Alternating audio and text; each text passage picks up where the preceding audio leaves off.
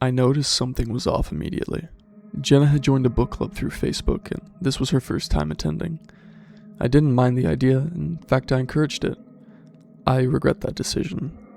Jenna is different now, and I don't know if things will ever be able to go back to the way they were. I heard the door open and close. Jenna must have been home from her meeting. "Hey honey, how'd it go?" I didn't receive a response, and instead I heard shuffling from the foyer, my brows furrowed. "Babe, you okay in there?" Again, nothing. I stood from my chair, unsure of what I would find when I went to check. Once I rounded the corner, I nearly leapt out of my skin. Jenna was just standing there, perfectly still. Hey there. Everything alright? You're starting to worry me." I could have sworn that I saw something flicker in Jenna's eyes. She blinked, then stared up at me like she didn't know where she was. "Sorry, what'd you say? I must have zoned out." I breathed a sigh of relief. My wife had come back down to earth, or so I had thought. I didn't notice any more strange activity until the next night. Jenna and I were brushing our teeth together, going through our bedtime routine. Out of nowhere, she just stopped. I glanced over at her and spat out my toothpaste. "Something wrong?" She didn't answer. She dropped her toothbrush. It clattered to the floor. Then I noticed her eyes. Jenna's eyes were completely black. My heart began to pound in my chest. For the first time in our marriage, I was afraid of my wife. "Jenna?" Her head snapped toward me. Toothpaste dribbled down her chin as a smile inched across her lips. I instinctively backed away. I didn't know what else to do. Jenna was blocking the exit, and I felt like a cornered animal. My breath hitched in my throat as Jenna took a step toward me. Her smile grew wider as she reached a hand out to my face. Then, just as suddenly as it had come about, the color returned to Jenna's eyes, and she froze. She glanced into the mirror, dazed. What just happened? Why are you cowering like that, and why do I have toothpaste all over me?" I sighed. Something was wrong, and I was determined to get to the bottom of it. Jen and I talked it over, and she agreed that her recent episodes were cause for concern. She told me that she'd make an appointment with the doctor in the morning. That helped put my mind at ease, at least for the time being. I was awoken in the middle of the night by a burning pain in my chest. I reached a hand out to clutch the spot where it hurt, but it won't obey. None of my limbs would. It didn't take long to figure out why. My hands and feet were bound to the bedposts. The blankets were missing, and each appendage had been jury-rigged to the bed frame with a makeshift constraint. A belt, the bed sheets, a t-shirt. Someone had gotten creative. The pain radiated through my chest again, and I let out a cry.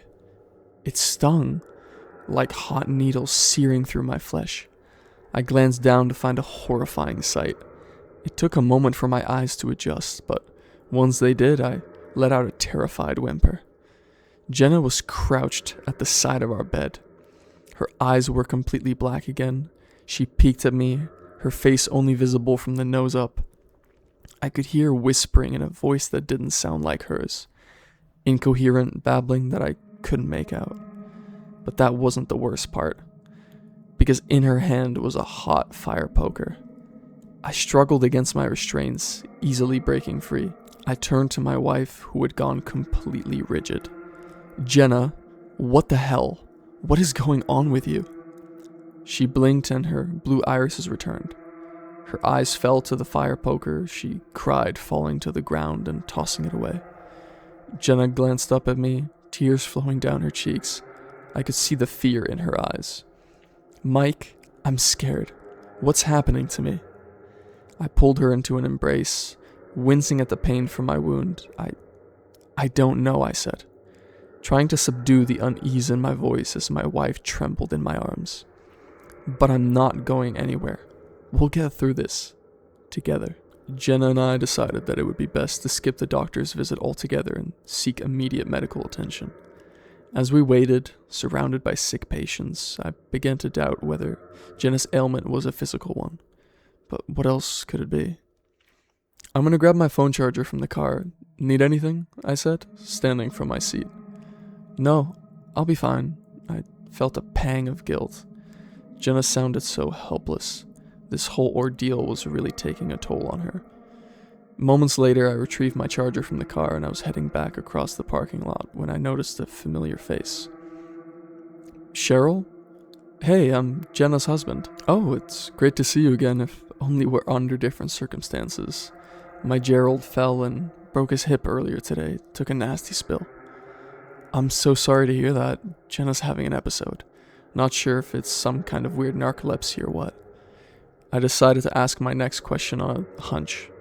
Something told me that Cheryl might have answers. By the way, you're in Jenna's book club, right? Cheryl pursed her lips. I am. Your wife seems to be quite the avid reader. And what book are you reading this week? Cheryl paused. A grin inched across her lips, exposing her stark white veneers. It made my skin crawl. We're reading an ancient text, more of a study than a read, though. Really, Jenna was very enthusiastic to learn the material. An uneasy feeling settled in my stomach. Something felt wrong. And what's the name of this ancient text? Cheryl locked eyes with me, and for a moment, I swore that something sparked across her irises. Her grin widened. The Satanic Bible.